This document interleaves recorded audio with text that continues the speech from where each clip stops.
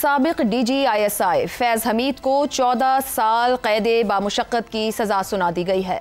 ISPR का कहना है कि फैज़ हमीद के खिलाफ पाकिस्तान आर्मी एक्ट के तहत फील्ड जनरल कोर्ट मार्शल का अमल शुरू किया गया और फील्ड जनरल कोर्ट मार्शल का ये अमल 15 माह तक जारी रहा। मुलजिम के खिलाफ 4 इल्ज़ामात पर कार्रवाई की गई। इल्ज़ामात में सियासी सरगर्मियों में मुलव्वस होना, ऑफिशियल सीक्रेट एक्ट खिलाफ वर्जी, इख्तियारात और सरकारी वसाइल का गलत इस्तेमाल और शहरियों को नाजायज नुकसान पहुंचाना शामिल है। ISPR का कहना है कि तवील और मेहनत तलब कानूनी कार्रवाई के बाद मुलजिम तमाम इल्जामात में कसूरवार करार पाया। अदालत की जानिब से दी गई सजा का इतलाक 11 दिसंबर 2025 से शुरू होगा।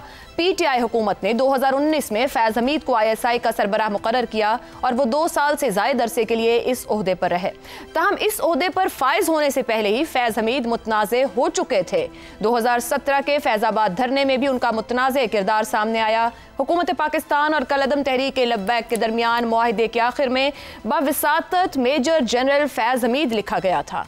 इसी तरह काबुल में तालिबान की आमद के बाद फैज़ हमीद ने जिस तरह अफगानिस्तान का दौरा किया, चाय की कप के साथ तस्वीर सोशल मीडिया पर आई जिस पर दुनिया भर में शदीद तनकीद हुई, उसी दौर में ये इल्ज़ाम सामने आने लगे कि फैज़ हमीद रियासत के अंदर रियासत बनाने की कोशिश कर रहे हैं और वो रियासती पॉलिसियों के मुतवाज़ी अपनी पॉलिसियां दे रहे हैं। पाकिस्तान से भागे दहशतगर्दों को वापस लाने की पॉलिसी भी इसी की एक मिसाल है। फैज़ हमीद को 12 अगस्त 2024 को फौजी तहवील में लिया गया था और उनके खिलाफ पाकिस्तान आर्मी एक्ट के तहत फील्ड जनरल कोर्ट मार्शल की कार्रवाई का आगाज हुआ था।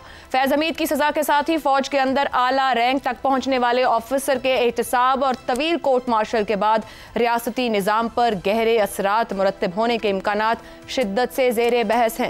ये इक़दाम न सिर्फ अस्करी इदारे की अंदरूनी सफाई का ऐलान है बल्कि सियासी, इंतजामी और अदालती शोबों के लिए भी एक ऐसी बेमिसाल नज़ीर बन गया है जो उन पर इसी सतह की जुर्रतमंदाना खुद एहतसाबी का मॉडल भी बन सकता है। ताकत के सबसे मुनज़्ज़म सुतून की जानिब से किए जाने वाला ये इक़दाम दरअसल बाकी इदारों के लिए आईना दिखाता है।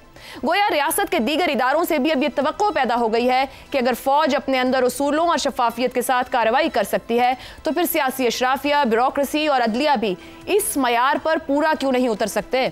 ऐसे में बड़ा सवाल यही है कि क्या यह फैसला तब्दीली का पेशखैमा बन सकता है जो रियासती ताकत, इख्तियार और जवाबदेही के पूरे तवाज़ुन को असर नौ मुतय्यन कर सके।